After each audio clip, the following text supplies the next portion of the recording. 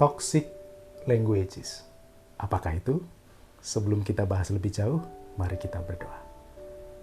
Kami bersyukur Tuhan, satu kali lagi diberikan kesempatan untuk mendengarkan sabda Tuhan.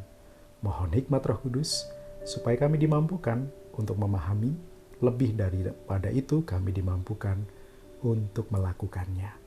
Mempengaruhi hidup kami menjadi laku sehari-hari. Dalam Kristus kami mohon. Amin.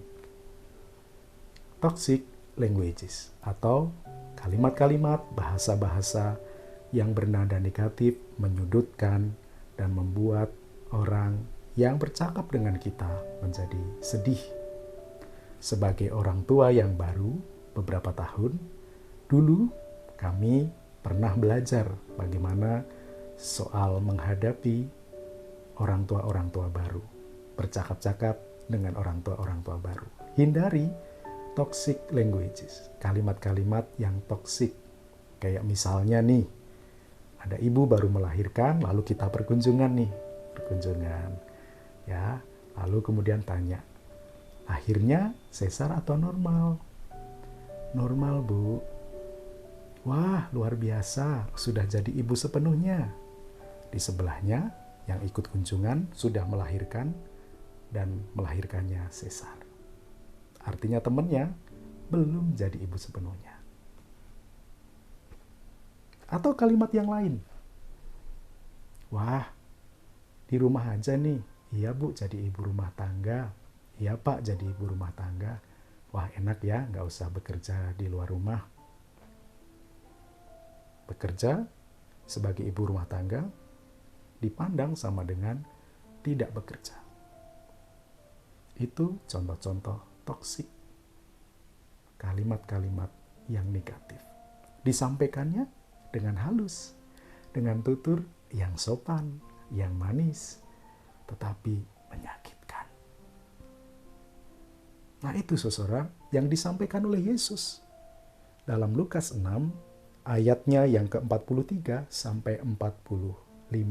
Saya bacakan ayat 45 buat kita, supaya kita tahu, supaya kita dapat belajar berbahasa, menyatakan apa kalimat kita bukan dengan toxic languages, tapi dengan love languages, bahasa cinta. Ayat 45.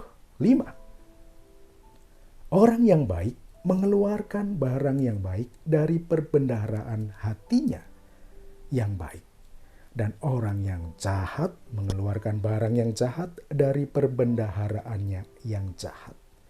Karena yang diucapkan mulutnya meluap dari hatinya. Jadi Yesus menekankan bukan sekadar apa yang diucapkan. Bukan sekadar cara menyampaikannya atau mengucapkannya. Misalnya, kita berpendapat kalau kalimat itu disampaikan dengan halus, dengan tutur yang intonasinya teratur seperti yang saya sampaikan seperti ini, itu sudah pasti baik. Belum tentu. Ini bukan soal bagaimana cara menuturkannya. Ini bukan soal pemilihan bahasanya, pemilihan katanya, tetapi ini soal motivasi dari perkataan yang keluar dari mulutnya. Ini soal apa yang ada di balik hati. Karena itu Yesus kan tidak mengatakan, misalnya di ayat 45, orang yang baik ya mengeluarkan barang yang baik dari perbendaharaan hatinya yang baik. Yesus tidak mengatakan misalnya orang yang baik berbicara dengan intonasi yang baik, yang lembut, yang sopan. Bukan itu. Yesus lebih jauh dari sekadar intonasi dan cara menyampaikan. Yesus masuk ke dalam hati kita. Dia mengatakan, orang yang baik mengeluarkan barang yang baik dari perbendaharaan hatinya yang baik.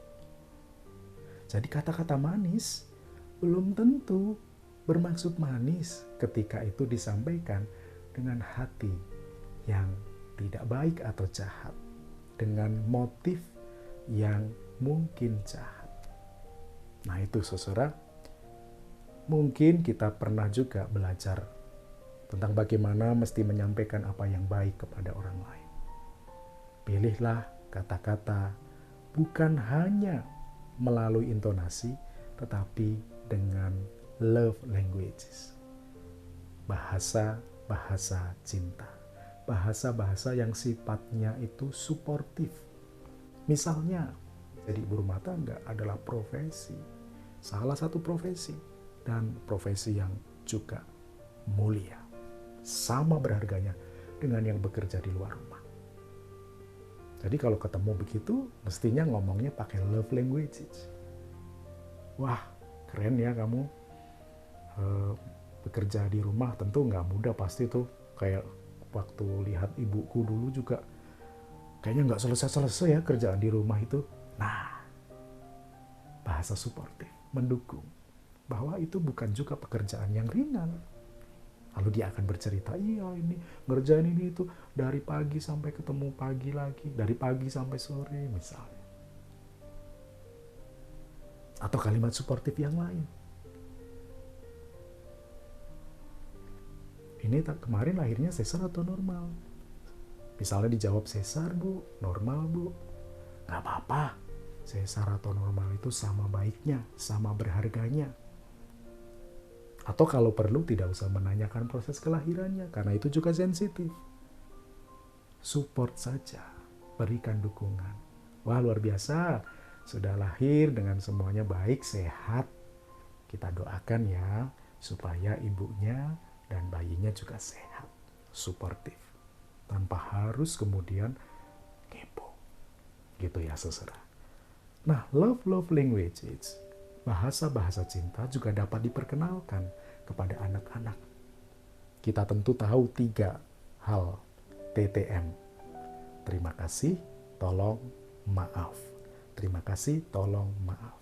Sebuah kata atau 3 kata yang dapat terus kita sampaikan dan ajarkan kepada anak-anak supaya mereka juga terlatih untuk menyampaikan love languages. Berterima kasih artinya mengapresiasi. Konstruktif tentu saja, membangun. Tolong, minta tolong ketika membutuhkan bantuan. Dan maaf ketika melakukan kesalahan, sportif, begitu ya. Nah itu ada suara tokek, mungkin saudara juga dengar. Nah saudaraku yang dikasihi Tuhan, mari bersama-sama kita biasakan membahasakan hal-hal yang keluar dari hati itu yang sifatnya suportif, mendukung, memberikan optimisme, memberikan semangat, memberikan cara pandang yang konstruktif. Sehingga orang yang bercakap-cakap dengan kita mendapatkan masukan yang baik, insight yang baik, dan kita menjadi berkat melalui perkataan kita. Sebab sesungguhnya apa yang keluar dari mulut bibir kita berasal dan meluap dari hati kita. Hati yang jernih, yang tertuju kepada kemuliaan Tuhan, yang menyatakan kasih dan memandang orang lain dengan hati yang mengasihi, akan juga mengeluarkan kalimat-kalimat yang mendukung, suportif, mengasihi, memberkati. Tuhan menolong kita agar dapat menjadi orang-orang yang mampu menyampaikan love languages, bahasa-bahasa cinta.